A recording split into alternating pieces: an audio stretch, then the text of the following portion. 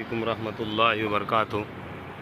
आप देख सकते हैं कि ये वो कब्रिस्तान है जो दौर जहालत के अंदर यहाँ लड़कियों को ज़िंदा दफन कर दिया जाता था। तो ये हरम के बिल्कुल सामने है, यहाँ सामने हरम है, हरम के सामने इसको बाउंड्री घेर कर रख दिया गया है।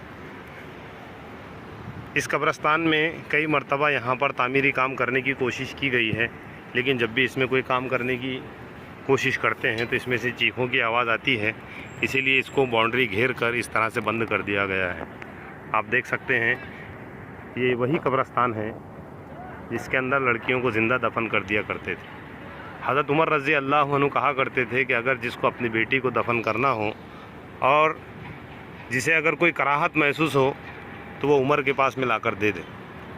उस वक्त उनका जहालत का दौर था, लेकिन फिर जब बाद में इस्लाम लेकर आए तो ये बात को याद करके वो बहुत ज़्यादा रोया करते थे।